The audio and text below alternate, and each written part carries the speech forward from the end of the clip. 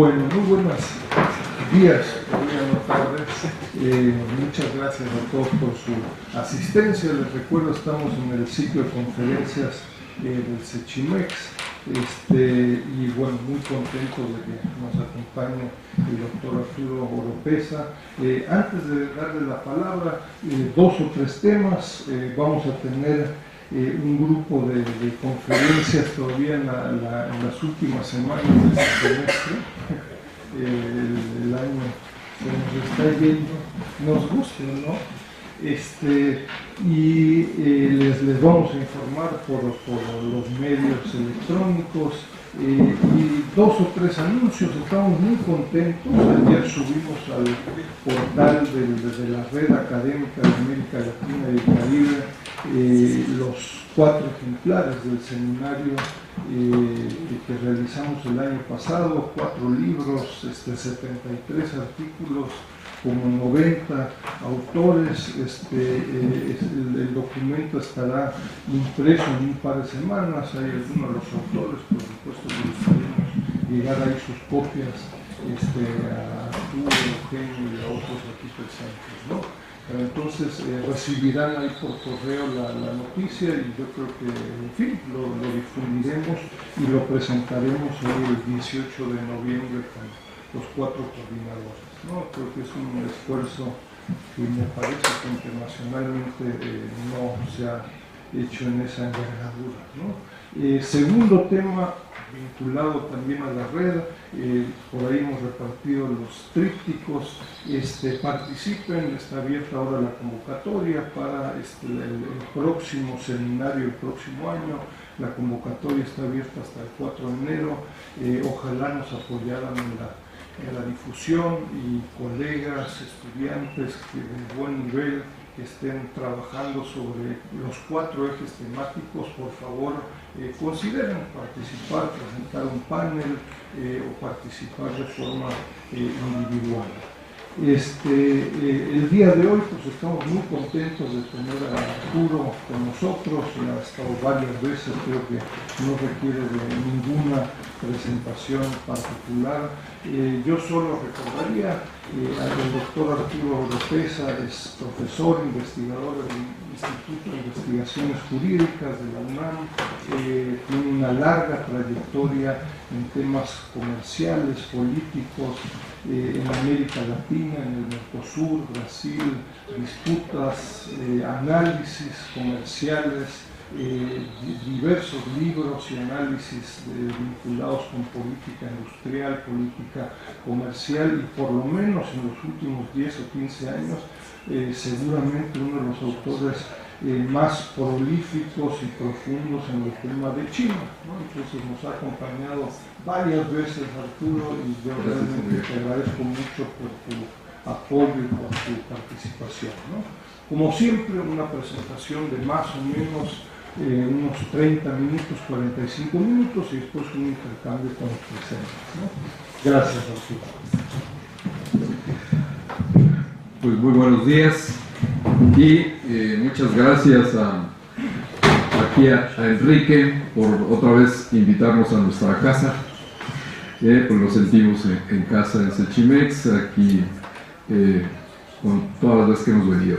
Desde luego en casa con los amigos, con Eugenio, con Julio, que como siempre es un honor tenerlos aquí, y a todos ustedes, ¿no? Tener la oportunidad de estas, yo lo entiendo que son charlas, son intercambios de ideas, que es lo que organiza Enrique, sobre temas comunes, y alrededor desde luego del tema con el que nace CECHIMEX, que es el tema de esta China moderna que nos desborda y que desde luego nos ocupa a todos los que estamos aquí, y creo, y seguramente creo que será para bien, nos ocupará el resto de la primera parte del siglo XXI.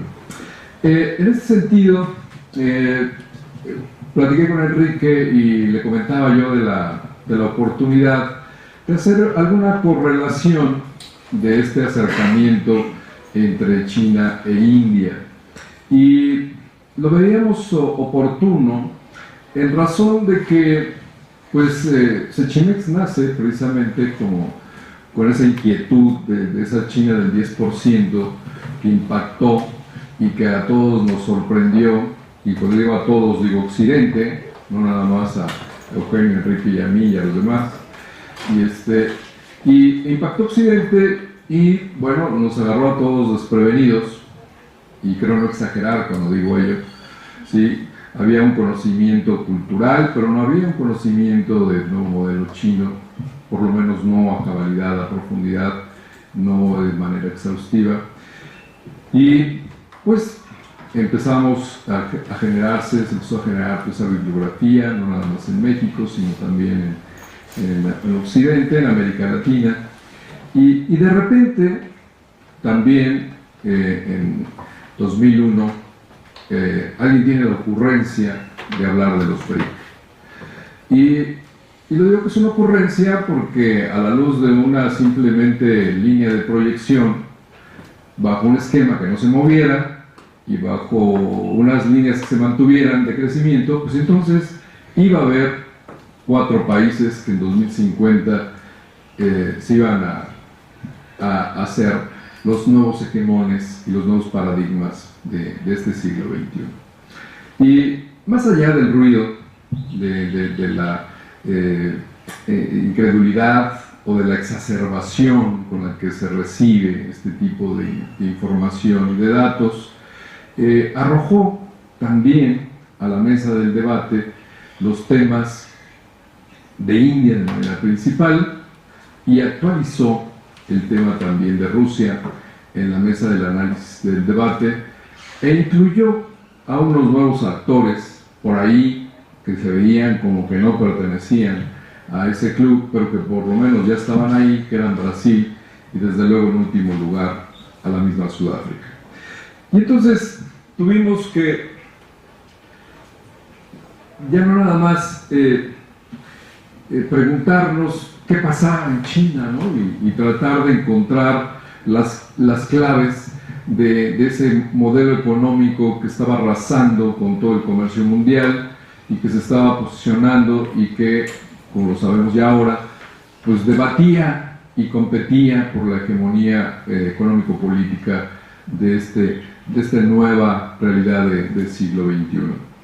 Y entonces nos dijeron que después de China estaría Estados Unidos, se mantendría, pero que de manera inédita para una gran mayoría de los que empezamos a ver estos temas, vimos que aparecía una India en tercer lugar, que la teníamos muy rezagada, como tuvimos 30 años antes a China, en la idea de la hambruna, de la pobreza, de la miseria, en la que si bien sabíamos tal vez de alguna exuberancia cultural, lo que también nos quedaba claro también a un gran grupo de observadores, pues es que era un país que no era actor y que no pintaba dentro de estas nuevas realidades de la economía y del comercio mundial.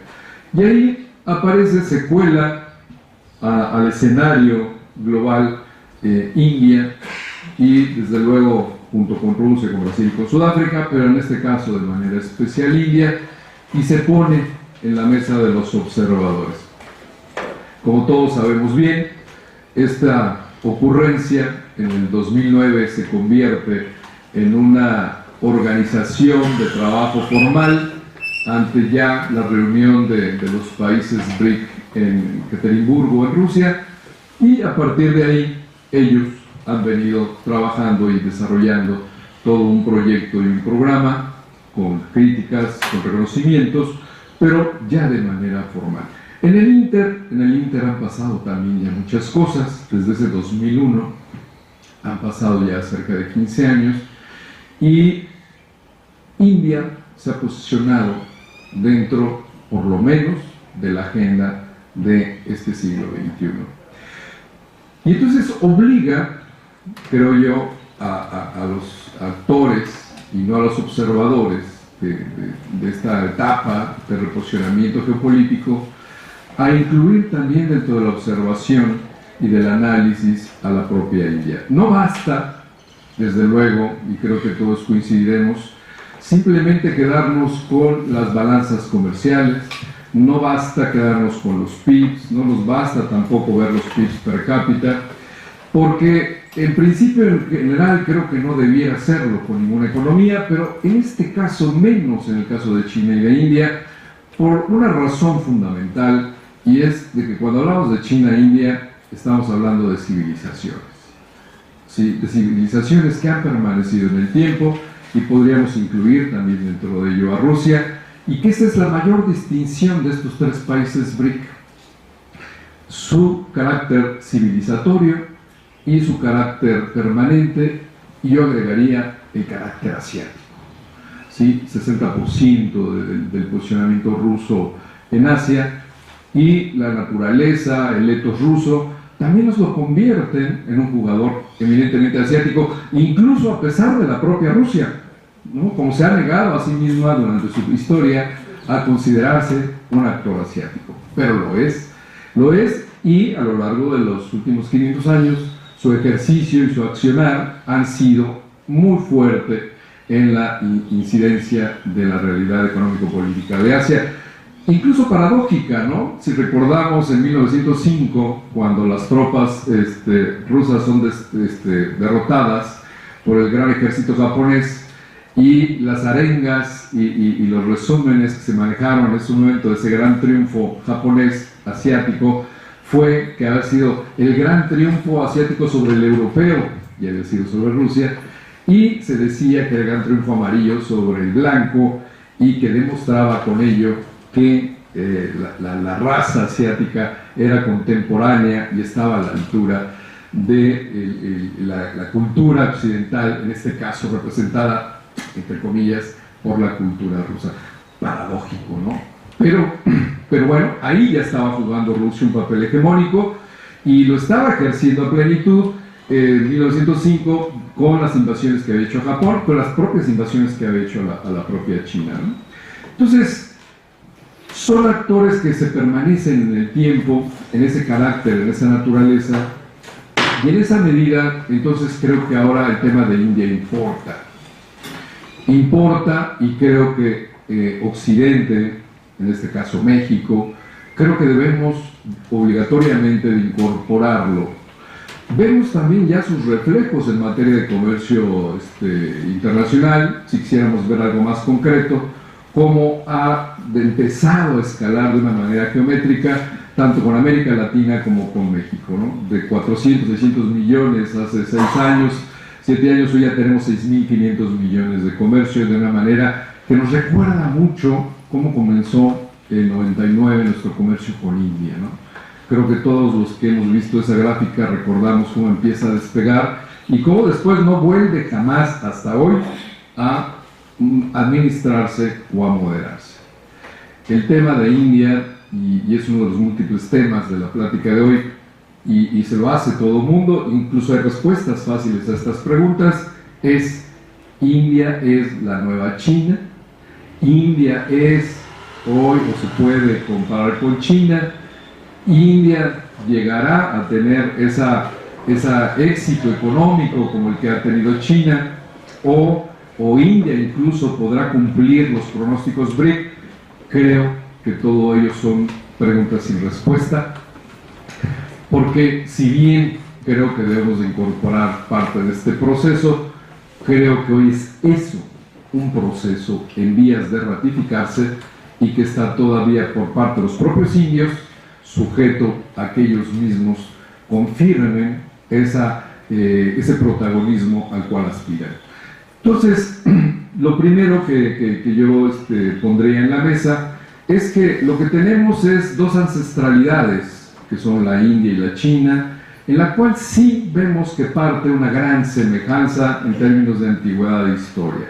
O sea, China e India se pelean quién es la primera civilización del mundo. Es un pleito que no tendrá solución en el corto plazo, aunque las dos, a nosotros lo que nos importaría es que son grandes y añejas y ancestrales civilizaciones, y sobre todo que se han mantenido culturalmente en el tiempo, ¿sí? Y esa vigencia de su cultura importa para las hegemonías del siglo XXI. Por lo tanto, sí es necesario asomarse a ese pasado, porque ese pasado está hoy determinando los posibles bártulos del posicionamiento y de la competencia que puedan tener para este siglo XXI. Y ver, por ejemplo, en esta línea de reconocimientos, pues esta gráfica con la cual aquellos que ponderaban a los BRIC ahora los condenan.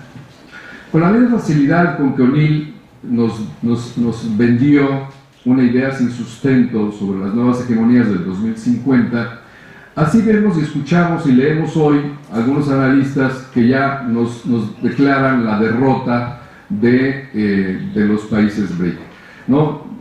Sigo pensando en China e India, y no quiero decir que son analistas menores. O sea, podemos leer a Krugman hace 20 días, un mes, que decía que China se iba a estrellar contra la muralla, o ahora sí, ¿no?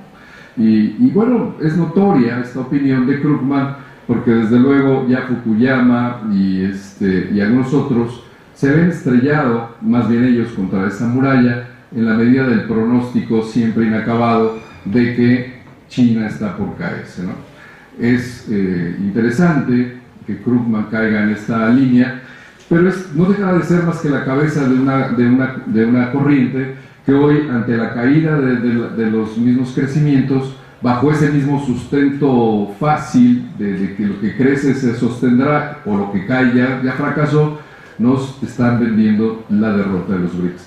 Y creo que volvemos otra vez al mismo punto. China, India y los propios BRIC creo que merecen un análisis mayor en la medida para determinar sus viabilidades, sus fortalezas en las décadas por venir. Sin embargo, lo que podemos apreciar de esa gráfica es que los dos países que se siguen sosteniendo y se han sostenido bajo esa idea de hegemonía y de posicionamiento, pues sigue siendo China y sigue siendo India. Y creo que también lo que destaca de esa gráfica es que desde 2014 lo que vemos es que India rebasa por primera vez en tasa de crecimiento a China. La rebasa en 14, la rebasa en 15 y hay pronósticos de que lo rebasará en 16. O sea, pareciera que hay una tendencia ya de cambio en un sentido de un estacionamiento natural y lógico de la economía china, que yo creo que más que espantar a la gente debería entender que era obligado que esto sucediera. Incluso el asombro es de que no haya pasado antes, que una economía tan vertiginosa y ya tan fuerte pudiera seguir creciendo a ese ritmo. Lo que vemos ahora es que es una economía menor, de 2 billones aproximadamente. Vemos que trae una potencialidad que entonces va muy fuerte y que se va sosteniendo en el tiempo, y parece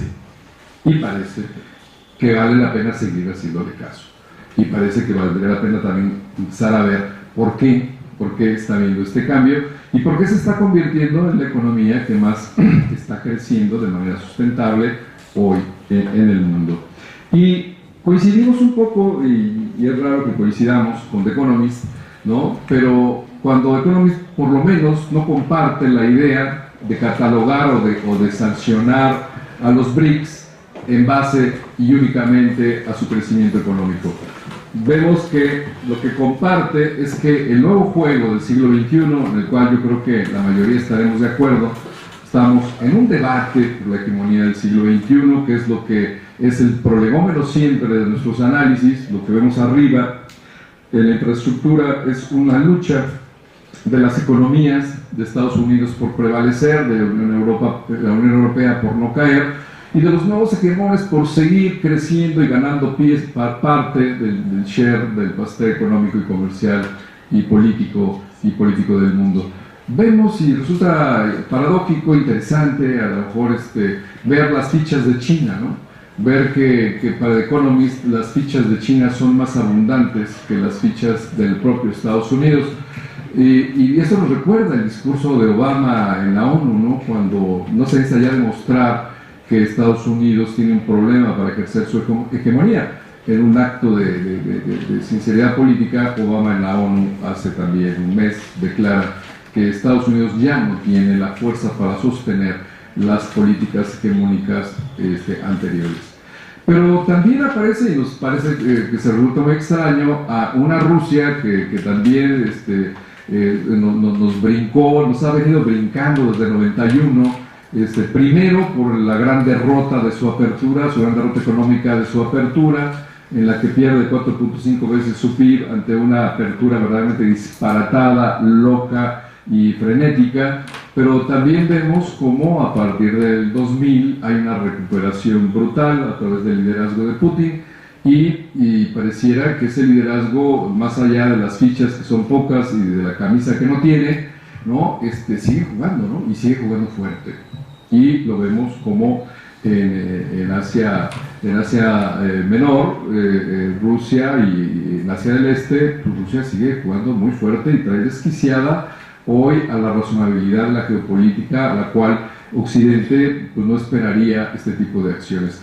Me parecería que en esa mesa faltaría India, ¿sí? Y creo que ese sería el único defecto que yo le vería a ese dibujo, en razón de que India, si bien no tiene de ninguna manera hoy ni siquiera la intención, ¿no? Yo creo que ya no vale la pena ni siquiera demostrar si puede o no puede. Hoy India es evidente que no tiene la intención de ser un actor todavía hegemónico, por eso me recuerda a la China de los 80, de finales de los 80, pero lo que India pretende, sí, y lo que no, hoy no declina y no renuncia, es a ese crecimiento sustentable, ¿sí? que verdaderamente es impactante, sobre todo, por ejemplo, en México, ¿no? En este México en el que hay una biblioteca entera del debate de por qué no podemos subir del famoso 2% anual promedio en los últimos 30 años, o 2.2, el que ustedes quieran, ¿sí? Y hay bibliotecas enteras de cómo podemos subir un punto más, un punto menos. Afortunadamente, ya gracias a lo que nos dijeron ya de economía, gracias al TPP subiremos 1.5% a partir de su firma, entonces creo que ya deberíamos estar tranquilos, porque bueno, pues ya por lo menos ahí creo que según esto, pues bajo este esquema y esta declaración, pues subiremos al 3.5%, ¿no? Pero bueno, salvedades de este comentario fácil, creo que a nosotros somos los primeros que nos sorprende que un país que tenemos tan desdeñado, tan olvidado, tan en su línea de miseria y de pobreza todavía. Yo creo que en México y en Occidente todavía hay una gran idea de que India no es jugador, India no tiene algún posicionamiento activo, India, pues, quién sabe qué le pase, pero tendrá que resolver sus temas de pobreza, lo cual creo que estaría en lo cierto, pero lo que sí podemos ver es que desde 47, que logra su independencia, India ha venido consistentemente creciendo del 3.5 al 4.2, al 5.4 y ahora al 6.5 y hoy ya hasta 2015-2016 ya arriba del 7%. Entonces creo que este punto nos empieza otra vez a hablar y a decir que vale la pena ver, voltear hacia India y verlo ya como un actor relevante de este siglo XXI. Y ver también junto con ello, ¿sí? Por ejemplo, ese cambio, ese switch que hace la propia India de su crecimiento durante la estancia inglesa en la propia India y en este último periodo de 1900 a 1947, en el que, como ustedes pueden apreciar, India apenas y crece también 1.9%, el PIB per cápita no crece, como lo dice Sachs, casi en 350 años India no tuvo un crecimiento per cápita. Ese es un dato muy relevante porque nos explica de dónde viene la pobreza de India. La pobreza de India viene de hace más de 3 siglos, ¿sí? Y esto no ha sido fácil de resolver ni de solucionar.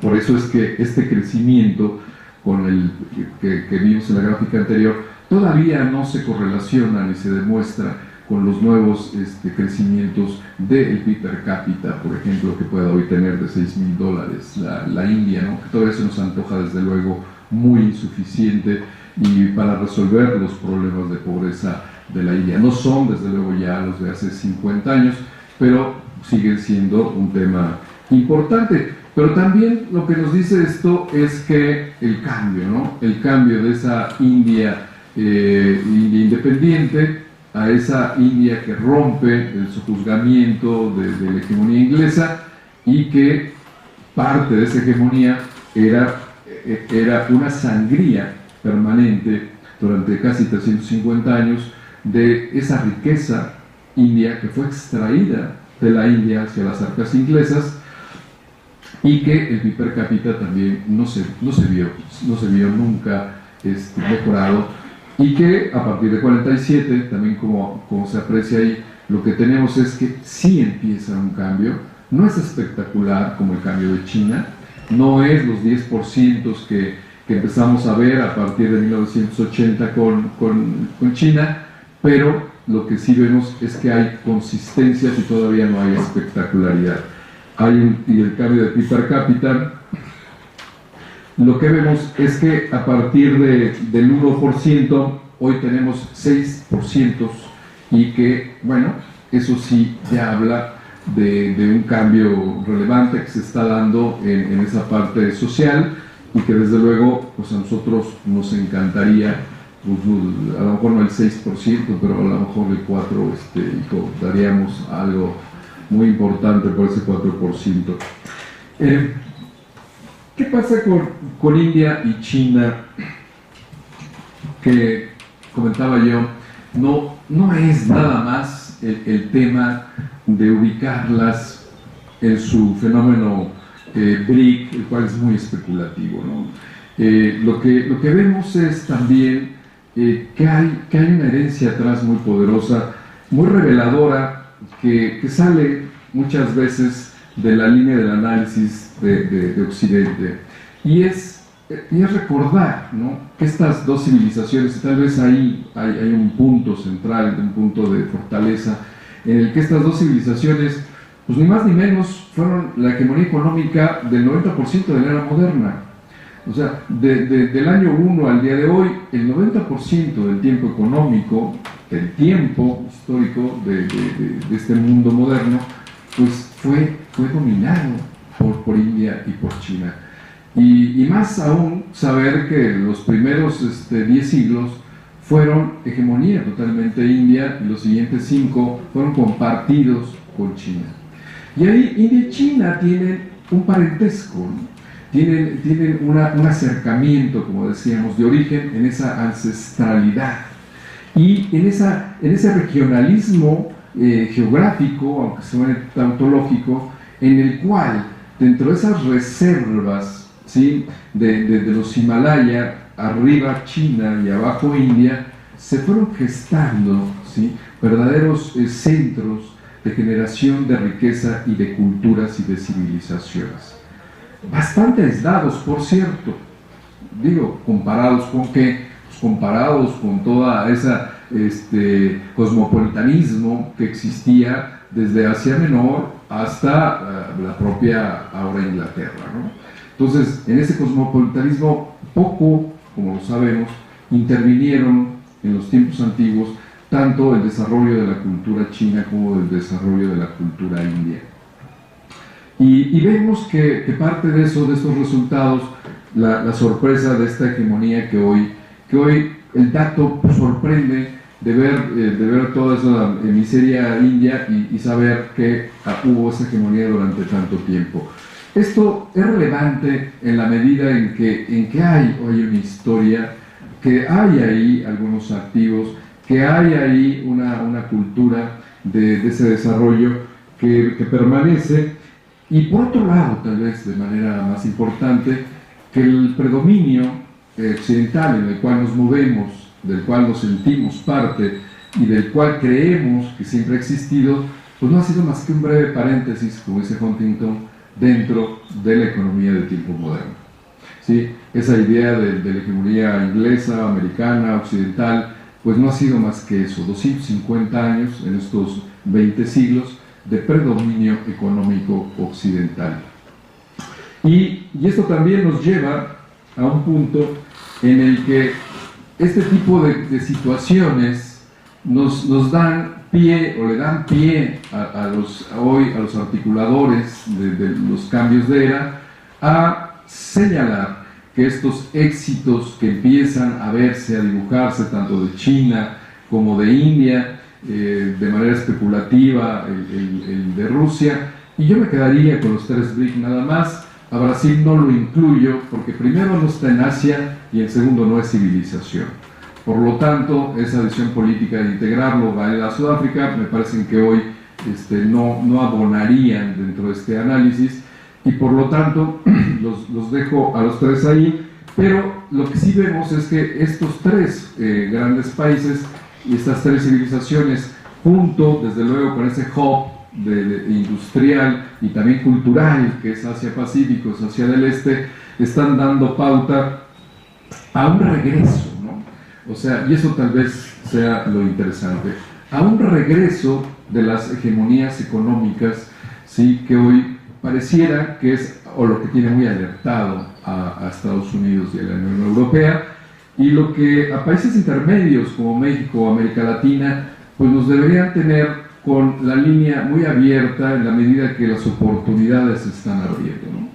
Me decía el embajador anguiano que ayer estuvieron en una comida con el embajador con China y que había 7 u 8 analistas políticos de la propia embajada, ¿no?, para México.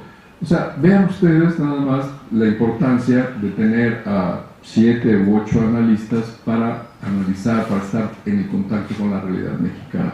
Una pregunta, perdón. Eso nada más es el peso relativo de la India. No, esto es Asia del Este.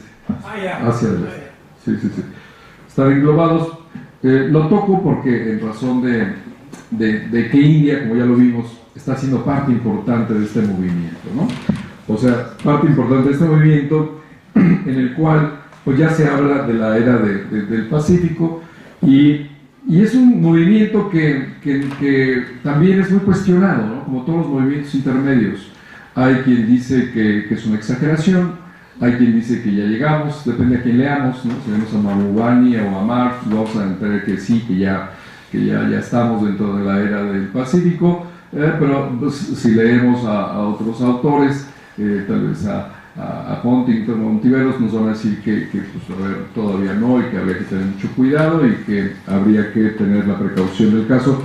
Yo lo que sí creo es que estamos en un parteaguas en el cual las definiciones de ese parteaguas están por resolverse, pero que nos brinda oportunidades de análisis, pero también brinda a los países oportunidades de desarrollo, y que lo que sí vemos es que es un movimiento que se está generando en una tendencia, ¿sí?, porque esta curva no tiene una importancia menor.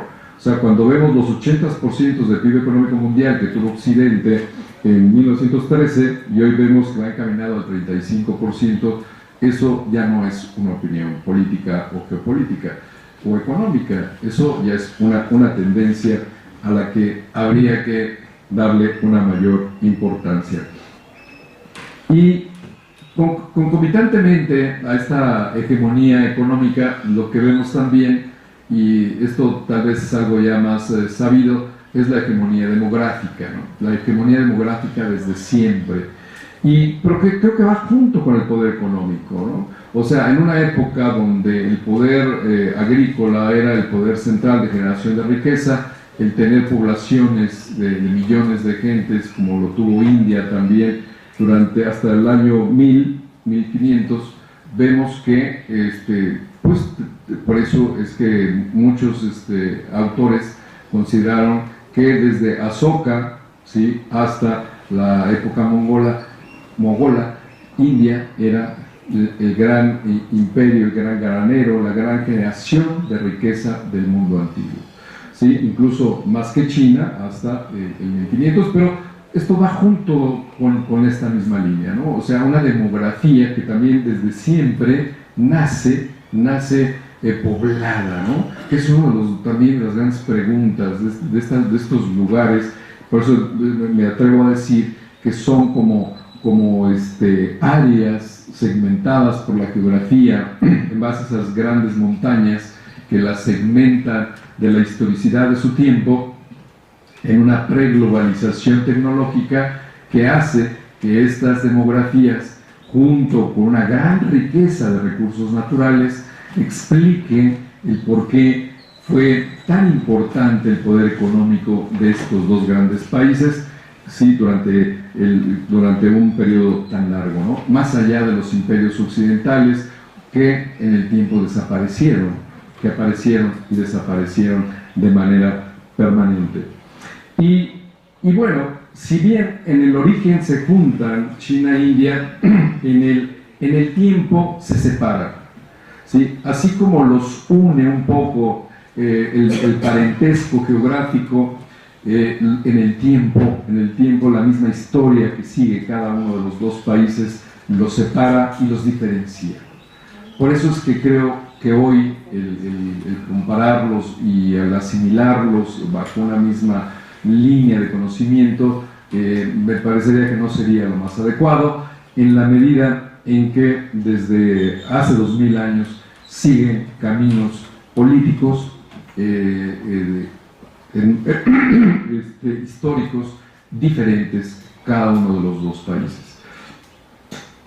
Paradójicamente nacen los imperios autoritarios tanto en el 225 en China, ¿sí?, con el Shi Huangdi, y en el caso de India, paradójicamente, con el reino Maurya de Asoka o Ashoka, que es uno de los grandes líderes todavía políticos, económicos de la India, uno de los grandes reyes venerados en India, y un rey que logra aglutinar también lo indio del momento, lo rico de toda esa cultura que se entreveraba, ¿sí? En el mismo caso que Shi Huangdi hace el aglutinamiento de los 7 reinos en China.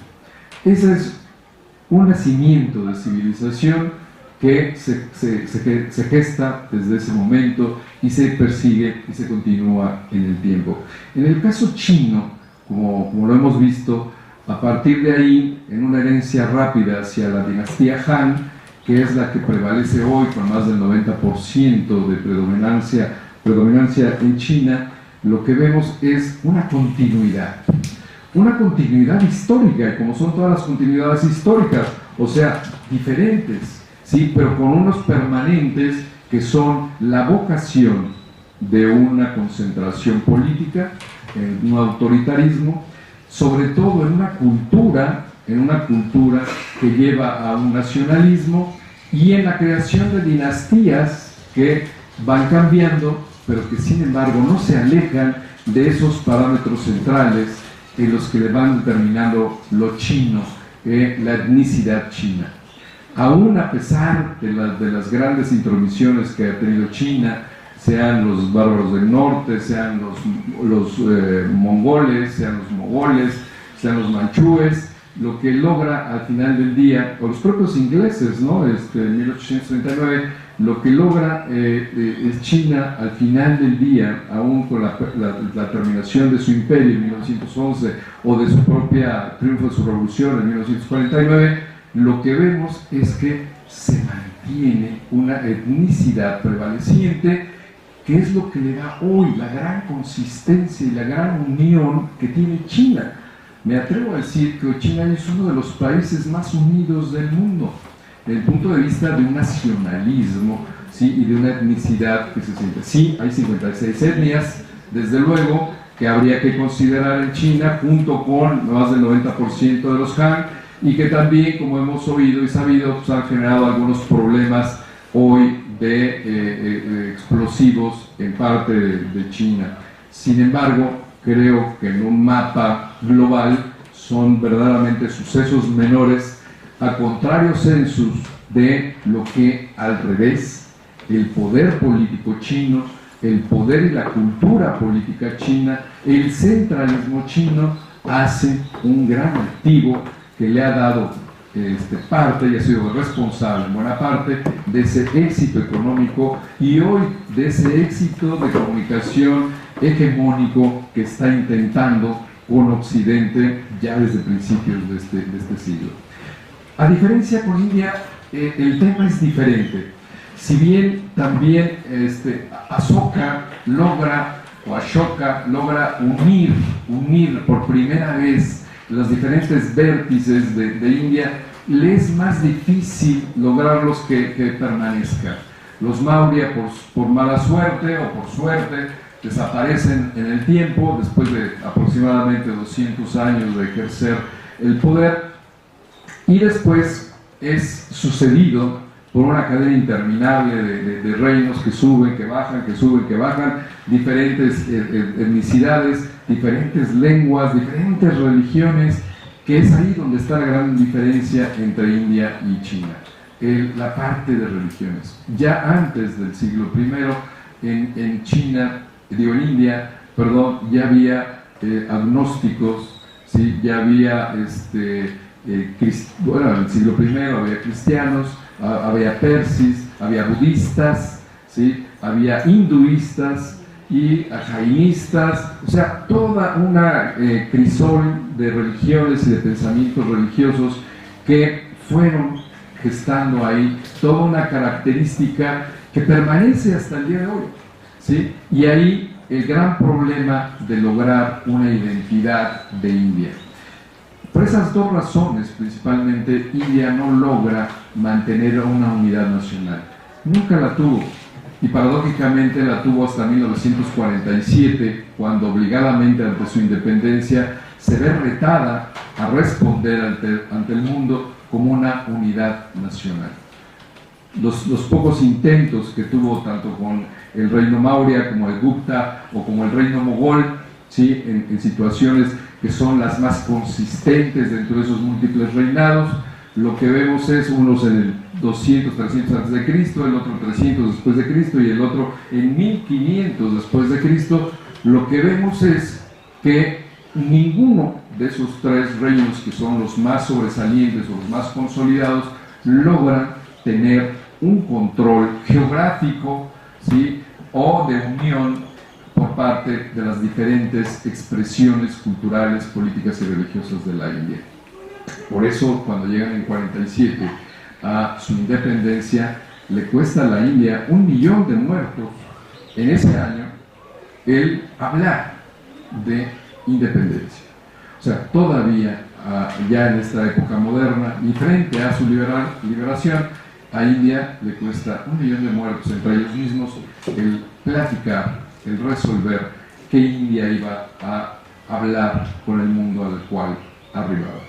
Entonces, ahí tenemos una primera gran diferencia entre China e India, y en India la fijación de un hinduismo y de un islamismo que se quedan para siempre y que son parte del ADN de India, pero que no todavía han logrado la mezcla suficiente para poder hablar de una etnicidad india y no de una etnicidad hindú y de una etnicidad musulmana. Junto con ello, lo que podemos ver es que esto se fortalece si revisamos un poco lo de las lenguas, en el sentido de que a partir de la Constitución de 1950 en la India se quedan 24 lenguas oficiales y el hindi como lengua oficial, donde solamente el 40% de la población hablaba el hindi. O sea, es una imposición jurídica sobre una realidad étnica más complicada. A diferencia, en el caso de China, de los 1.350 millones de chinos, lo que tenemos es que pues, una gran mayoría, 1.2 millones, hablan el mandarín, y desde luego, si bien hay otros lenguajes o otras expresiones o derivaciones del propio mandarín, lo que vemos es que ese tampoco es un tema de división en la propia China. En el caso de India, además de estos 24 lenguas oficiales, tenemos más de 150 dialectos y otras 500 semidialectos que, dependiendo todavía de la población a la que uno se refiera, están vigentes y generan una diversidad que no ha podido unirse. Es solamente el 10% de la población en India habla inglés, ¿sí? Entonces, si bien en los números de India es una cantidad muy fuerte, pues en los propios números de India pues no resuelve el problema. Del mismo modo, el tema, como comentaba yo, de la etnicidad entre los dos países, de la religión entre los dos países, ¿sí? Tenemos sí un 80% en la India de población hinduista, y esto en principio podría pensarse que pues, resuelve bastante el problema, pero el tema es que el hinduismo no es una religión en sí misma, sino son 1 millón de millones de religiones en sí mismas, porque el propio hinduismo, por su propia naturaleza, al dividirse en castas, cada casta entiende, multiplica, eleva y expresa su religión bajo la idea que la propia casta tiene definida o escrita desde hace 3000 años. Por lo tanto, ese es un primer gran problema. El segundo es que el 14%, o sea, 170 millones de personas en India son musulmanes, y tenemos ahí una confrontación brutal que, no obstante de tener ya más de 1000 años de vivirla entre las poblaciones, al día de hoy no ha sido tampoco resuelta, ¿sí? Hoy lo que tenemos es una expresión religiosa de muchas expresiones, de muchos dioses, de muchas caras, de millones de cultos, frente a una religión de un Dios sin rostro, como es la musulmana, monoteísta, en la cual hay un choque brutal cultural, ¿no? O sea, dentro de aquellos que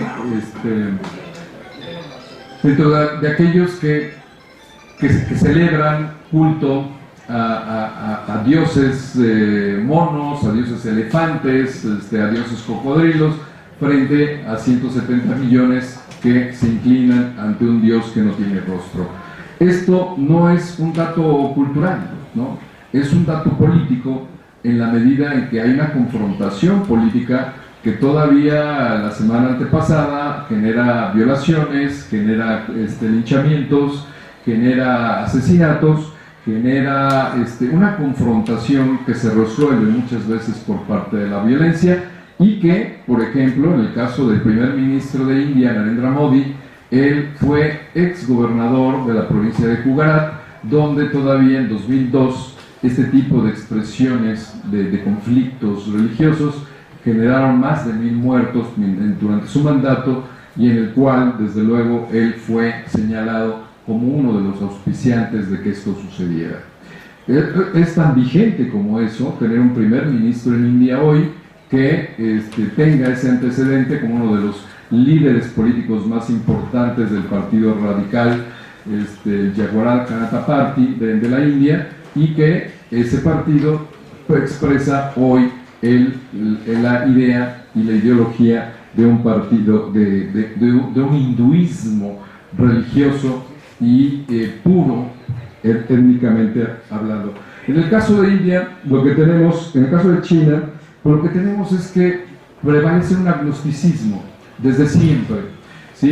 Y muy en una separación rápida entre el cielo y la tierra. Lo que ha hecho China es tener a una población agnóstica que simplemente ha venido en el tiempo ratificando esta posición, y hoy el tema de religión en China no es un problema, ¿sí? Como sí lo es en India.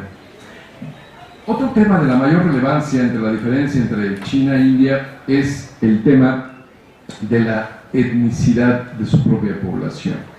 O sea, en India lo que vemos todavía es que prevalece una diferencia, una división de clases, como un gran edificio. Un edificio, desde luego, como pirámide, donde en la cúspide, que es la parte más pequeña, caben los brahmanes. Después, económicamente hablando, aparecen los kshatriyas, luego aparecen los vaisas, que son las clases económicas, y luego los shudras o sudras, y después todavía una quinta clase, que son los intocables o los dalits. esto tampoco es un tema cultural. O sea, este es un tema eminentemente político y económico. Porque este edificio social construido con este tipo de sociabilidad en la India a través de las castas es un edificio lleno de puertas y de ventanas múltiples que incluso salen del entendimiento de los propios especialistas indios, pero que tiene una característica que nos deja claro cuál es el panorama. Es un edificio que no tiene elevadores y que no tiene escaleras. O sea, donde se nace, se muere. Y eso nos explica entonces mucho la pobreza de la India.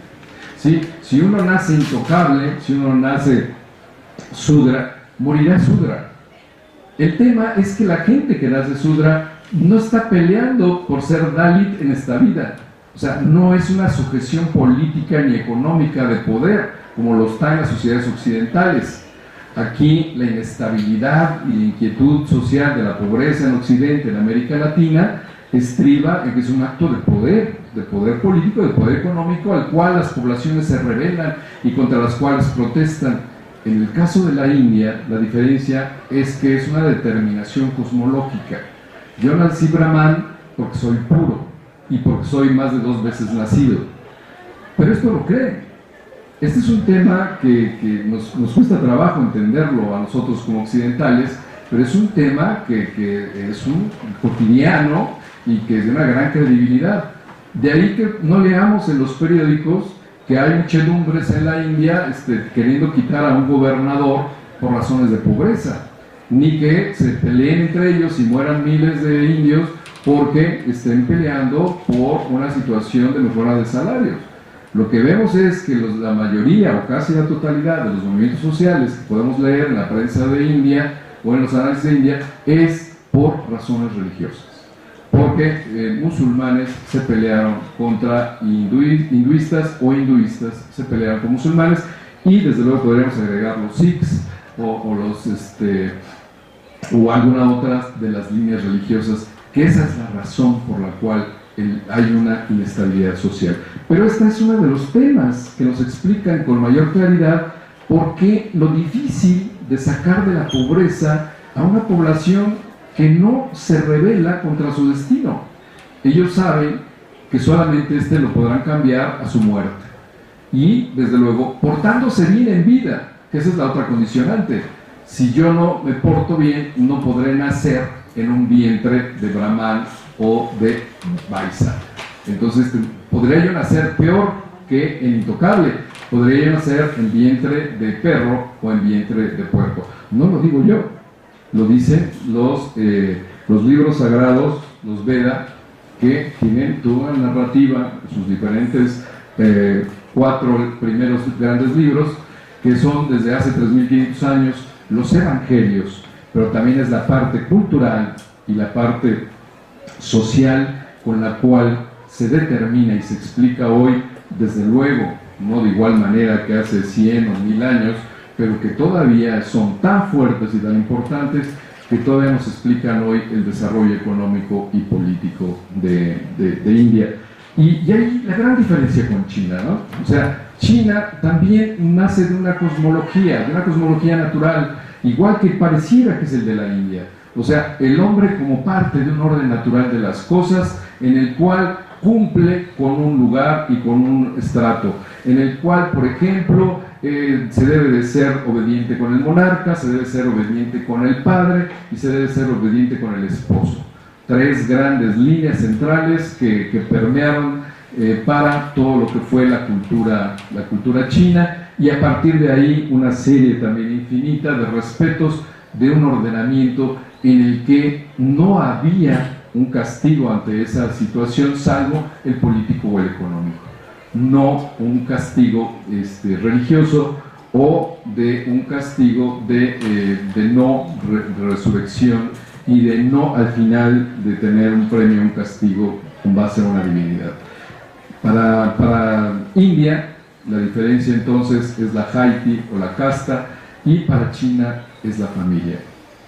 Y otra gran diferencia: en la India se nace desigual por nacimiento y no es culpa de nadie sino del destino o mía o de mis padres por ser impuros. En el caso de China, desde Confucio y desde Mencio, los hombres nacen iguales, ¿sí? Y entonces ahí hay una gran diferencia.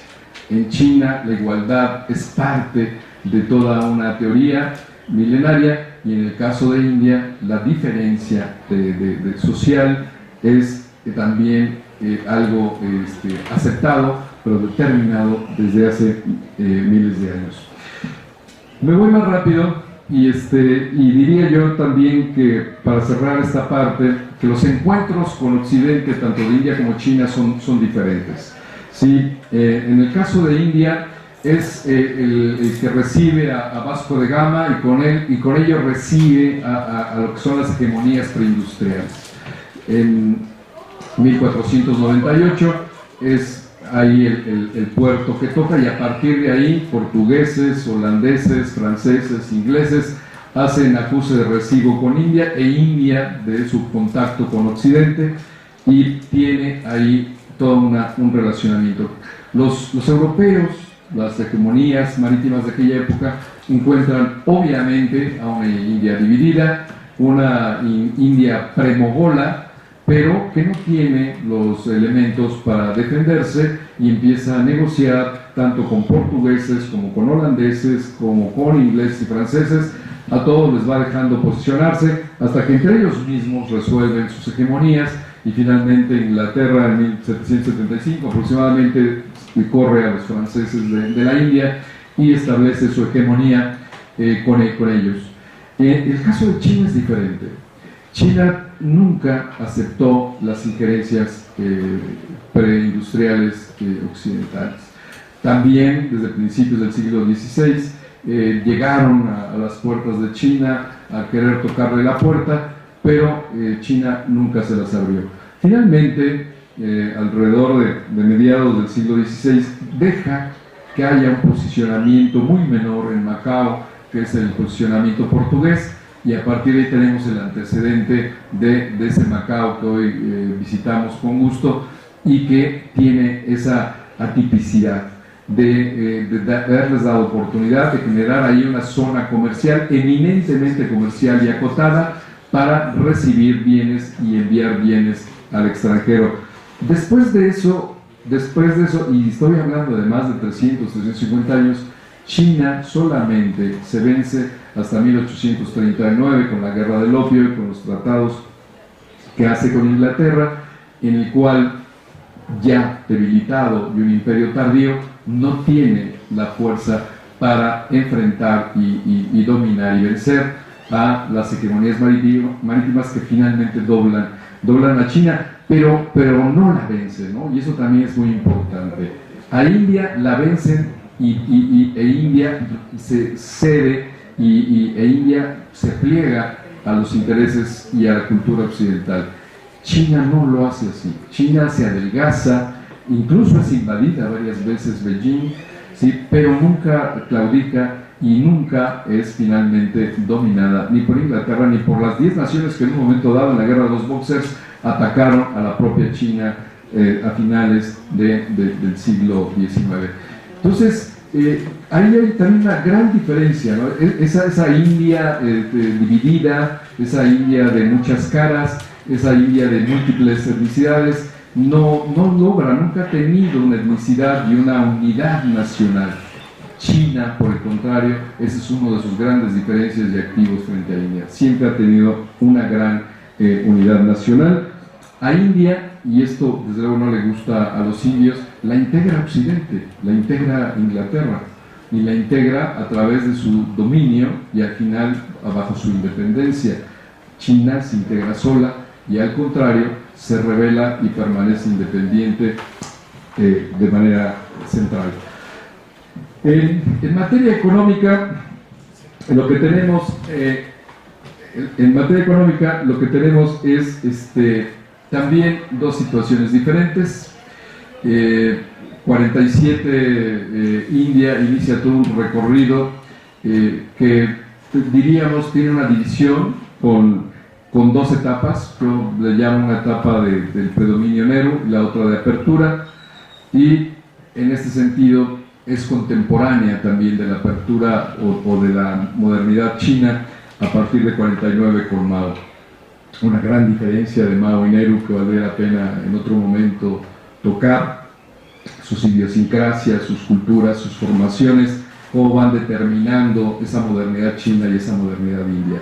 Los dos personajes extraordinarios, dignos de otra plática, pero que en este sentido lo único que podemos decir es que en el caso de Nehru, en una etapa que yo compacto a través del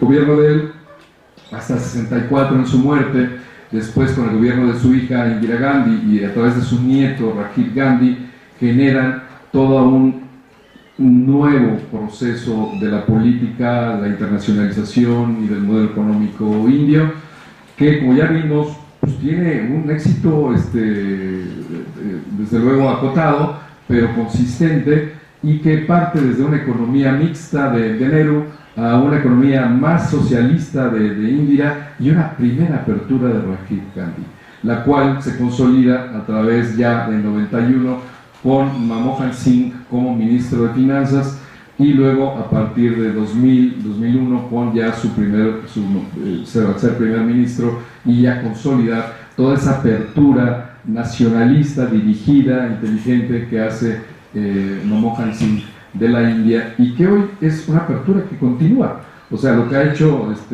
Narendra Modi es no mover los bártulos que le dejaron de la apertura y el librito que le dijeron que siguiera respetando, que yo lo consolidaría nada más como una apertura inteligente, selectiva y muy influenciada por la apertura china. La China no la toco, todos ustedes ya la conocen, ya se ha platicado muy ampliamente aquí, la apertura de Deng, y bueno, simplemente ver que ha sido una gran influencia para la parte india. Los aspectos de diferencias sociales pues son relevantes. Hoy todavía, como ustedes pueden apreciar, China es muy superior en los logros de éxito social respecto a India, en términos de natalidad, de niños menores de 5 años, en su posicionamiento en las propias mediciones de desarrollo humano. Y India está todavía en el lugar 136 y China ya está en el lugar 91. Vemos que aunque los dos están todavía lejanos de los niveles occidentales, hay un avance y desde luego todavía un gran reto para India en estos temas. En la parte económica, lo que valdría la pena ver es que ya a junio de este año, por primera vez, India rebasa en inversión extranjera directa a China. ¿Sí? Entonces, lo que vemos es de que ya tenemos ahí otro segundo indicio en el sentido de que hay que prestar atención a este fenómeno y ver cuál es la ruta que sigue. Y para concluir, y ya no alargar más esta charla, yo diría que los retos y las fortalezas o las debilidades de China e India son diferentes, ¿sí? Y desde luego corresponden a etapas también diferentes. India creo que ha logrado muchas cosas a partir de su independencia, sin embargo todavía tiene muchos temas por consolidar para siquiera podérsele considerar como una nación verdaderamente dominante dentro de esta nueva acontecer del siglo XXI. Aunque ellos ya hablan también del sueño indio, porque pues yo creo que ya es vicio, todo el mundo habla del sueño, ¿no? Hoy vimos ya que los chinos, hay 3 libros, ¿no?, de Xi Jinping, que el sueño chino, que el sueño de Xi Jinping. Entonces, bueno, ya vimos que el sueño americano ahora ya es sueño chino, y ahora también ya Manmohan Singh habló del sueño indio. Habría que hablar del sueño mexicano, o sea que todos estamos dormidos. Pero el caso es de que tenemos ahí una serie de temas que seguramente su democracia, su autosuficiencia alimentaria, su crecimiento sostenido, su éxito en materia de servicios de la inteligencia, que es el único país que tiene un 2% mundial, nos dirían que India va en un camino interesante, correcto, que le deja enseñanzas incluso a México. Su gran rezago social, donde todavía hay un 50% de gente que carece de inodoros y que todavía hay un problema de sanidad en el 50% de su población, un exceso también de crecimiento demográfico y todavía una muerte de la mitad de niños de menos de 5 años, nos dicen que todavía hay mucha tarea por hacer. Y en el caso de China, bueno, pues creo que ya también aquí se ha hablado mucho, el embajador Anguiano y otros colegas han dicho ya cuáles son los retos de China. Y bueno, pues yo diría que India, y este cuadro lo refleja, sí, desde luego tiene los motores para volar, pero todavía es un elefante que habrá que ver si esos motores elevan a un peso tan grande, ¿no? Así que con esto concluiría, Enrique, para ya no alargarme y agradeciéndote la oportunidad de platicar de este tema con todos ustedes.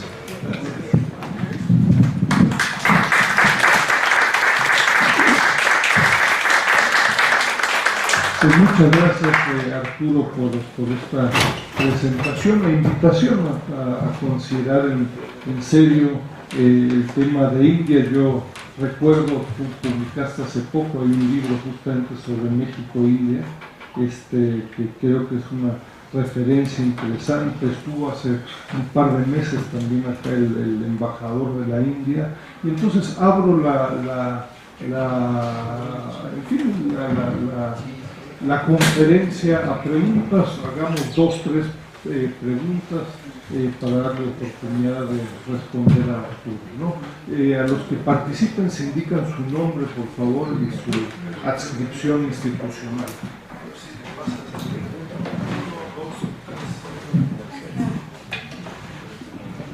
Buenos días, mi nombre es Priscila Magaña y soy doctorante en la Facultad de Ciencias Políticas aquí en la UNAM. En la primera parte de su presentación hizo gran énfasis en categorías que las podemos ubicar dentro del discurso de poder suave, como civilización. Al último mencionó sueño chino. Mi pregunta es si este autorreconocimiento de civilización que tiene China, desconozco si en el caso de India sucede, incide en la estrategia de la política bilateral de China para con India principalmente, y por supuesto en el caso de India para con China.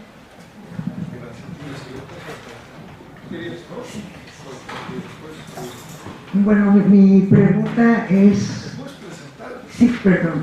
Mi nombre es Patricia Díaz, vengo de la empresa CLIP. Nosotros importamos de India y de China. Y bueno, mi pregunta es con respecto a las nuevas políticas que se están tomando tanto en China como en India con respecto a la población y su repercusión económica.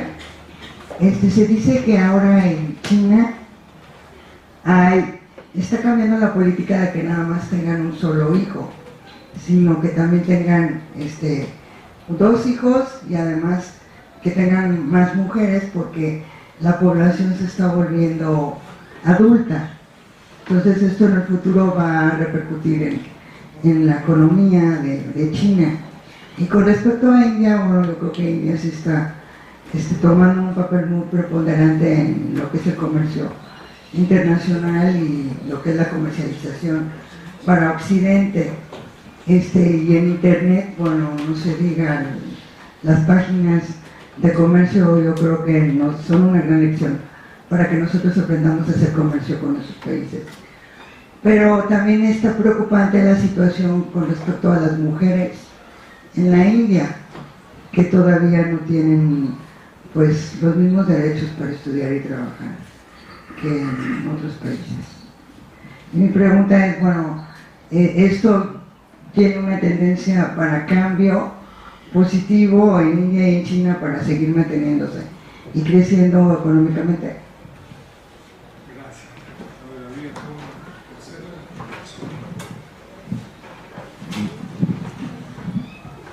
Buenos días, mi nombre es Susana Mejía, soy estudiante de Historia del Colegio de Historia de la Facultad de Filosofía y Letras.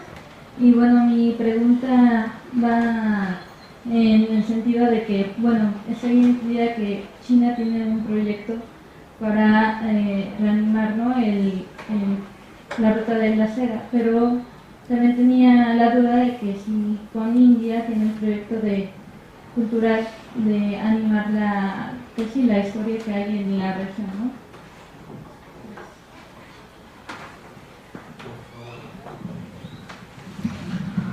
Sí, gracias, muy amables.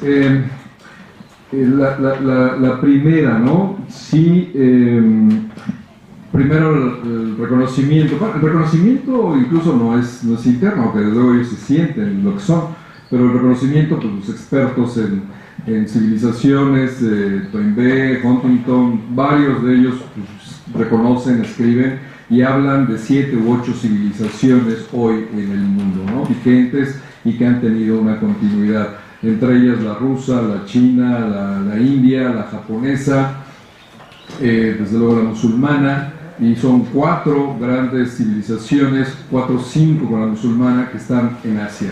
Entonces eso a veces se nos olvida, pero son reconocimientos incluso occidentales, ¿no? Y de hecho la occidental es una sola civilización, ¿no? No nos hablan de la civilización alemana ni de la civilización francesa, es una civilización occidental, y esto pues marcado por los expertos. Ellos no se diga, ¿no? Se debaten si fue primera la China que fue la India.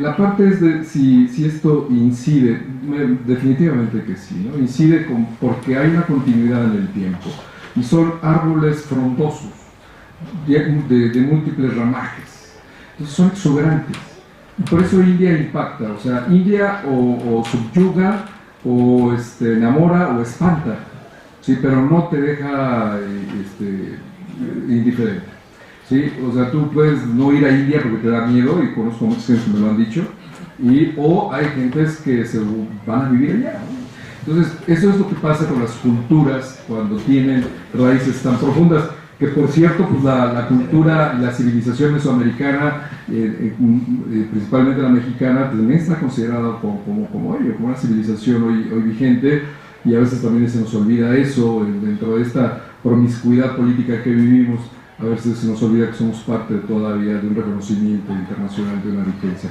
Sí, incide en la etnicidad, en la medida de todo eso que se preserva, ¿no? Que ya más o menos lo sinteticé, en la parte religiosa, en la parte cultural, en la parte nacionalista, y eso al final se convierte en desarrollo o no desarrollo, o problemas o obstáculos para el desarrollo, o motores para el desarrollo. Sí creo, y lo diría finalmente, creo que China tiene un motor civilizatorio de desarrollo, y si tú ves los discursos de Xi Jinping en Europa o en Estados Unidos a principio de su mandato, los abre todos sus discursos hablando de que China es una civilización y que lo que propone es un diálogo civilizatorio, cosa que no entiende desde luego Obama cuando le dicen eso, y tampoco lo entendieron en Europa, porque creen que es un formato discursivo. No, o sea, es parte de una estrategia hoy de China de partir el diálogo con Occidente a través del planteamiento civilizatorio. Y si tú revisas los discursos te vas a dar cuenta que lo están manejando de esa manera. En el caso de China, 2 hijos, 2 mujeres, pues qué bueno que hay toda esa política, pero no es cierto, ¿no, Eugenia? Sí empezó, pero creo que el problema es que lo del un solo hijo arraigó tanto ya en la comodidad económica, personal e individualista de la nueva familia china, de los jóvenes chinos, que ahora, hasta donde he leído y estoy enterado, les está costando mucho trabajo que acepten tener 2 hijos. Entonces, sí hay, desde luego, una política, y cada vez se está profundizando más a través de sus motivaciones, pero, y lo de las 2 mujeres no lo había oído, te soy sincero. Que tuvieran más mujeres, ¿no? Bueno, pues 2 o 3, entonces. Por el desbalance entre hombres y mujeres. Pero, no que fueran vígamos. Entonces se puede tener más mujeres y no se es vígamo. Bueno. Lo que yo sí escuché y leí. Sí, claro. En el 2008 y la crisis de 2008-2009 salieron las recomendaciones oficiales de China y le recomendaban a los hombres que no tuvieran, debido a la crisis, que no tuvieran amaciatos, porque no tendrían el dinero para poderlos sostener, ¿no? Pero así oficialmente, en un documento oficial, les recomendaban que no lo hicieran. Por lo tanto, hasta ahí te puedo comentar de ese tema. El otro tema es muy interesante en cuanto al tema, sí, pues todavía de menoscabo que tiene la mujer en India. Es muy fuerte, sí coincido contigo. Y fíjate que paradójicamente es muy interesante porque en materia legal, la ley de 1950, de la ley de familia de China, trata de reconvertir también ese mismo estatus que tenía la mujer en China. Y lo logran bastante bien al día de hoy. O sea, hay una recomposición de género en la sociedad y en la familia china que creo que es una gran diferencia de 1950, ya no digas antes, con la familia y el papel de la mujer china al día de hoy. Creo que no está, desde luego, todavía exactamente al nivel, pero tú puedes ver mujeres chinas ya en el horizonte político, económico y social y académico de China. En el caso de India es más complicado. Y es complicado porque a pesar de que India tiene la Constitución de 1950, que podría ser el referente jurídico respecto a la ley de familia de China, ¿sí? Lo que tenemos es que en esa Constitución de avanzada, que en gran medida es copia de la Constitución inglesa y alemana, y es lo que plasma con las grandes visiones, en materia civil no pudo meterse, por lo que platicamos toda la mañana de hoy, por las razones religiosas. Y por eso India tiene dentro de la propia Constitución el respeto a lo que se llaman las leyes personales, que vendrían siendo las leyes civiles, pero de cada una de las religiones. Y por lo tanto, entonces tú tienes un código de la ley personal musulmana, y un código de la ley personal hinduista, y un código para la ley personal cristiana, y un código para la ley personal jainista. Y entonces, ¿qué es lo que sucede? Que la regulación de la familia y el papel de la mujer es manejado por leyes que son anteriores a la visión de la propia Constitución de 1950, y con lo que la Constitución no se puede meter, porque tú no puedes romper ese estatus milenario de las castas. Y si las castas dicen que la mujer no se debe de casar, aunque hay una ley que dice que se debe casar desde el siglo XIX, pues hay muchas que todavía no las dejan que se casen. Y si dice que el matrimonio tiene que perfeccionarse a través de 7 días y de ciertas ceremonias, pues si no pasa eso tampoco se perfecciona, ¿no? Dependiendo cada secta y sobre todo cada clase, cada casta, es cómo se da eso. Eso va en contra de la mujer, porque desde luego todas esas leyes, ya sean musulmanas o hinduistas, no le dan a la mujer el trato que hoy tendría una visión moderna occidental.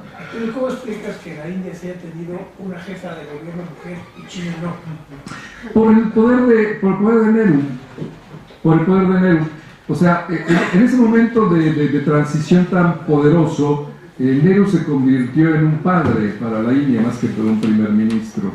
Y cuando él muere, le dicen incluso a él que herede antes de muerte a Indira.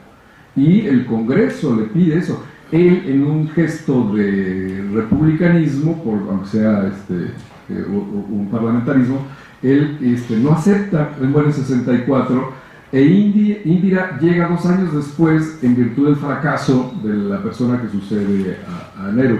Entonces, yo me lo explico a la luz de que, bueno, en 62 China había invadido a India.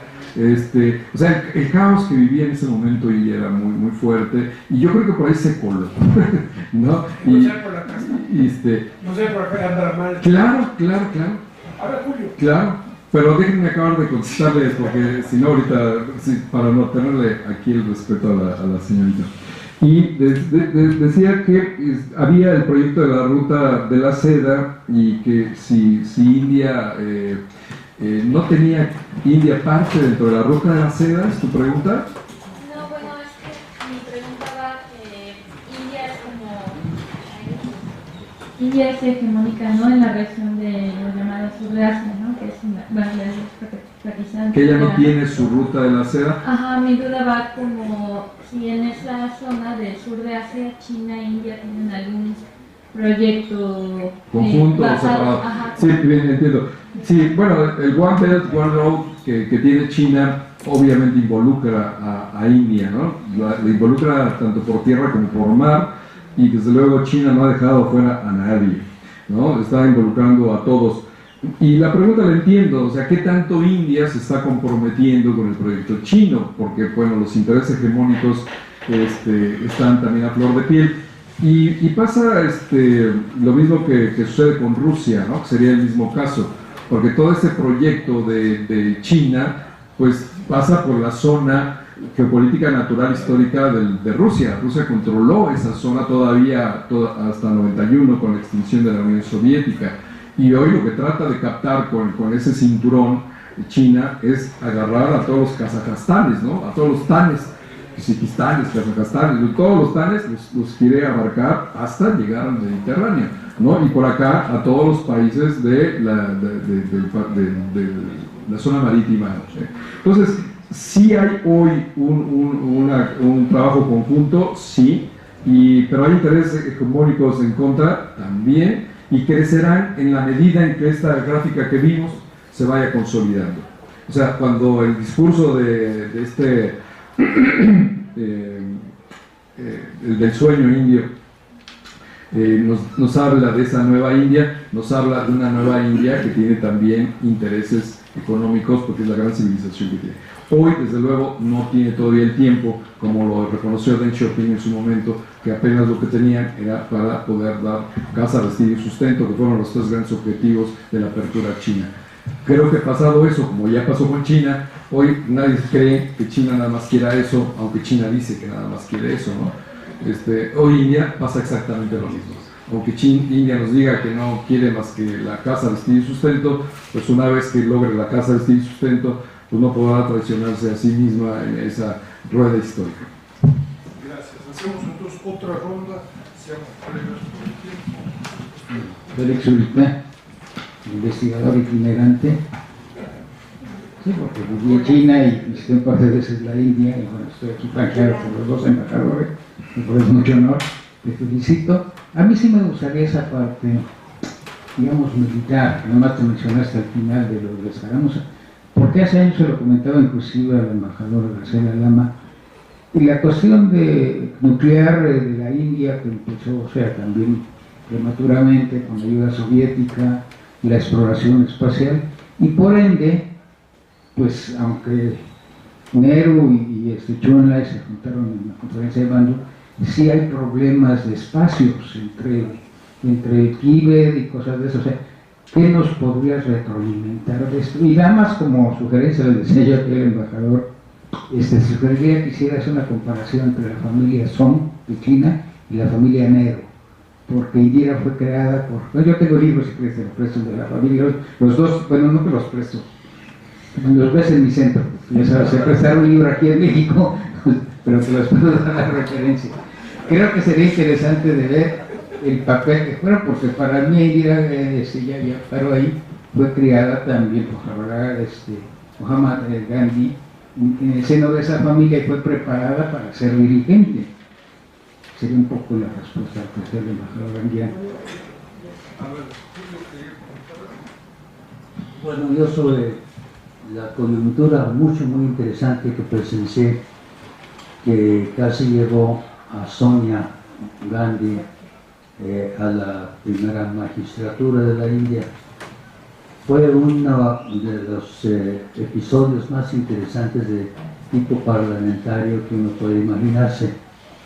La insistencia durante, pues yo diría, 4 o más horas, un orador tras otro, tras otro, tras otro, pidiendo, implorando a algunos que Sonia tomase ya el puesto de primera ministra de la India, porque ella era la que llevaba toda el peso de la tradición, de la autoridad, diríamos nosotros, dinástica, no es una palabra que ellos usarían, que hacían que fuera la indicada para tomar las riendas del poder que había acabado de terminar con la derrota electoral del partido BJP. BJP había, ¿cómo se llama?, ganado la elección anterior y ahora se trataba de encontrar de qué manera pudiera sustituirse la primera magistratura. Ella, con una gran inteligencia, con una gran fuerza de carácter, escuchó durante muchas horas las súplicas de los parlamentarios para que ella tomase las riendas y terminó diciendo con mucha síntesis y mucha sensatez: señores, todo lo que he escuchado el día de hoy, esta tarde, ha sido de la confianza que ustedes me tienen. Les pido solamente que me la tengan y yo ya tomaré una decisión y nos vemos más tarde. Y así terminó esa sesión. Al día siguiente, me parece que fue al día siguiente, llevaba ya a Manmohan Singh a ver al presidente de la República y a presentarlo ya como el candidato, la propuesta del Partido Congreso para el puesto de primer ministro.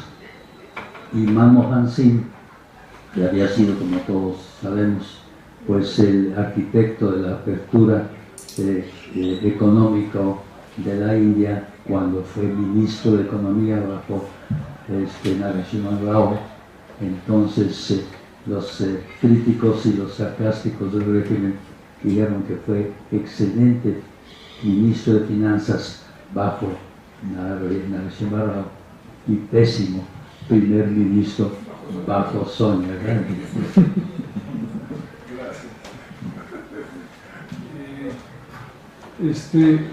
Y una última pregunta por parte mía, en espíritu un poco provocador, ¿no? Yo entiendo perfectamente la invitación y me parece muy relevante de poner en el radar a India, ¿no? Es decir, si nos ha costado tratar en serio a China con todas las dificultades que tenemos, la llamada de atención de tomar en serio a India y una comparación muy rica entre los dos países.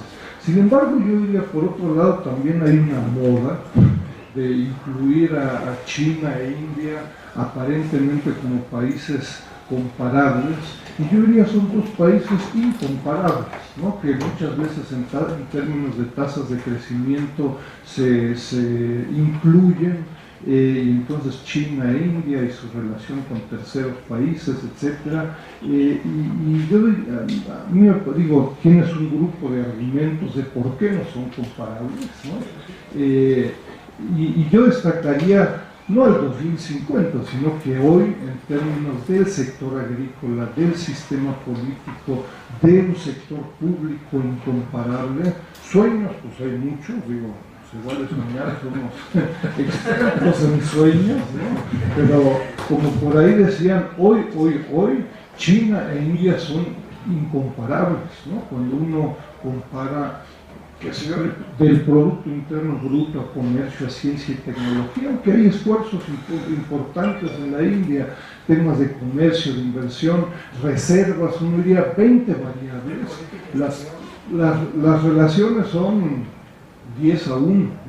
Entonces, 1. Y 2, yo diría, sobre todo genera expectativas erróneas, ¿no? Es decir, estamos pensando que la India efectivamente en el 2050 va a ser no sé qué cosa, pero hoy no lo es. Puede ser que lo sea Brasil, puede ser que lo sea muchos otros países, llegaron algunos porque Pakistán, no sé, ¿no? Entonces, ¿cuál sería tu respuesta? No es el tema que tú planteas, pero ante esta creciente moda, ¿no? Sí, India es la China de hace 40 años, y entonces por eso en el 2050, etcétera, que es, de nuevo, en términos provocadores, yo sé que no caerás ante ello, pero es un poco ante este tema de en qué compite México con China, ¿no? Hace 15 años tal vez competíamos en algo, hoy creo que ya estamos en ligas diferentes, ¿no? Entonces, me parece que es un poco la situación entre China e India. No sé cuál sería tu reacción, ¿no? Gracias. La parte militar pues es muy dolorosa para India, ¿no? porque fue una gran traición, no fue nada más un choque beligerante o una pequeña guerra, si te pudieras llamar así. Era una gran amistad que había entre Nehru y Mao y Zhou Enlai, pero bueno, la relación de los dos países era muy estrecha. China y India, bye bye, o sea, China e India amigos por siempre, y los amigos por siempre los invadieron en 62 y los destrozaron, ¿no? Hoy todavía hay 6.500 kilómetros cuadrados de posición china en Cachemira, producto de esa hegemonía precoz china en la zona. Entonces, eso pues, le dolió mucho a Nehru antes de 2 años antes de morir, y le afectó a Indira cuando llega, porque todavía estaba el conflicto. Así que eso acelera, ¿no?, también la cuestión nuclear de la propia India y también de Pakistán, porque habría que decir que hay un triángulo, porque Cachemira pues, es un territorio pakistaní, indio y ahora chino, ¿no? Entonces, lo que vemos ahí es que acelera las contradicciones geopolíticas de la zona. Yo te diría que eso no ha desaparecido, o sea, esa huella está muy guardada, a veces un poco reservada, pero sí es una huella que no gusta, y en la medida menos gusta en la medida que no se ha solucionado, porque no hay razón para ese posicionamiento chino ahí en Cachemira.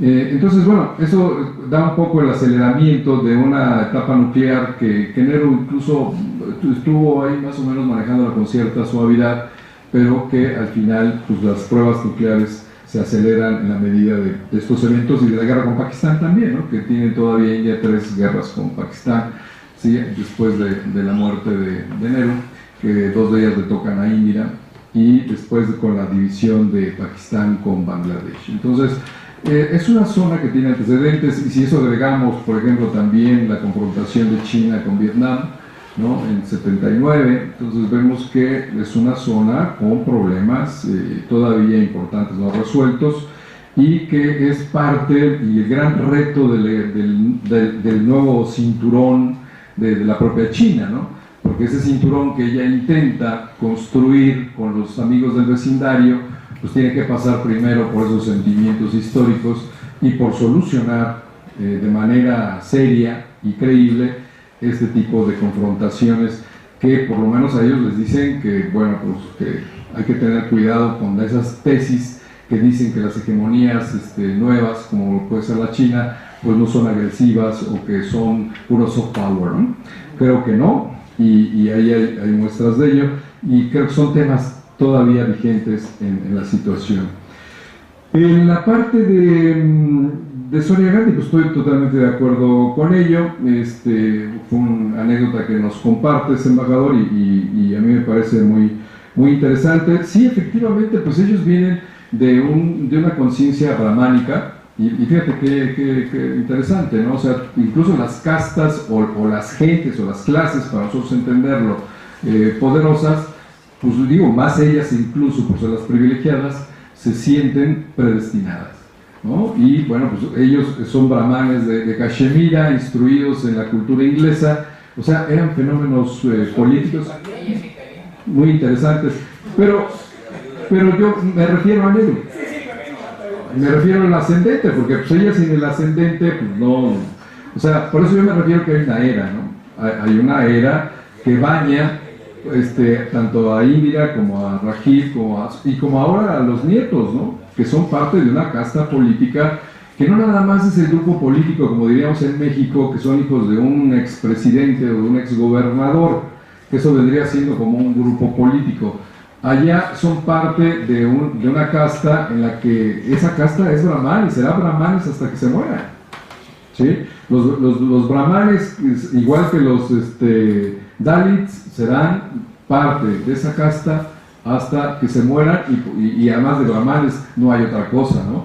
Está el brahman, está en el cielo, y pues desde ahí solamente la perfección o la santidad. Así que, pues de esa manera creo que hay una diferenciación. En el tercer punto que manejas, Enrique, Yo te diría que en principio estamos totalmente de acuerdo en términos muy generales. En donde ya no estamos de acuerdo es que si recordamos el proverbio chino que dice que el mejor momento de plantar un árbol era hace 20 años y el segundo mejor momento es hoy, pues es lo mismo que nos pasó con China. O sea, realmente incluso tus argumentos nos dan la razón de hoy enterarnos de India. Porque, ¿qué nos pasó con China? Precisamente por olvidarla, por despreciarla, por descuidarla, por olvidarla, por lo que ustedes quieran, Occidente, y creo que todos aquí podemos aceptar eso, llegamos tarde a China. O sea, cuando China empezó, pues nadie la volvió a ver porque también era un país miserable, un país de pobres, no tenía dinero, no tenía infraestructura, no tenía tecnología, venía de un gran movimiento político, pero pues, hasta ahí todo el mundo la dejaba en paz. Cuando nos dimos cuenta, China ya estaba ahí. Y ahora no sabemos qué hacer con China. ¿Sí? Porque bueno, como tú bien dices, pues nada nos comparamos ya en India, México, con China. Pero hoy, ¿qué podemos hacer con China? ¿No? Coincido, y creo que también coincidiremos varios de los que estamos aquí, que hoy seguimos sin tener una agenda con China y que hemos fracasado en los pocos intentos que intentamos hacer una agenda con China. Pero eso tampoco excluye que la academia, la parte política, la parte privada, no estuvo a tiempo, atenta a este fenómeno, y cuando pudimos haber hecho algo más, mucho más, de aprender del proceso chino, de meternos dentro del proceso chino, yo recuerdo esas cuotas compensatorias, ¿no? Desde 94, antes de 94, cómo había una gran preocupación por poner cuotas compensatorias de miles por cientos, ¿no? Y se las pusimos a China, espantados. No 94, 2003. No, antes de 94 se pusieron cuotas compensatorias, antes de la propia OMC. Después se validaron y se ratificaron. Pero se metieron, se fijaron antes y después incluso se ratificaron. O sea, ya venían, Eugenio. No poder porque China no estaba en la OMC. No, pero tenía comercio y jugaba con la nación más favorecida. Y tú, cuotas compensatorias nada más le puedes poner a un jugador de OMC. Entonces, tienes que ponerle salvaguardas al comercio de quien sea. Y te digo porque desde entonces, después se modificaron con la nueva ley de comercio exterior de México, que ahí fue el punto donde hubo la negociación para validarlas. Y luego con el protocolo de adhesión de China a la OMC. Técnicamente sí se pusieron, pero técnicamente no. Bueno, a lo mejor el nombre no era exactamente cuotas compensatorias, pero de que desde entonces viene nuestro conocimiento de la amenaza de China y no hemos hecho absolutamente nada para poderla atender o administrar, bueno, ese es un hecho que sigue vigente. Y entonces yo ahora volteo hacia India, ¿no? Entonces tú dices, hoy, ¿qué importancia tiene hablar hoy aquí de India? Pues esa, que no nos vuelva a pasar lo que ya nos pasó. Dices, bueno, para lo mejor en 10 años India es un gran fracaso económico. Pues a lo mejor sí, a lo mejor no, yo no soy nadie para decirlo, pero si lo es, será un problema de India. Y si no lo es, ya no es un problema de nosotros, porque lo atendimos ahora sí oportunamente. ¿Y a través de qué? Pues de cómo insertarse. El crecimiento del comercio de India está fuertemente creciendo en América Latina, nada comparable con el de China, estoy de acuerdo.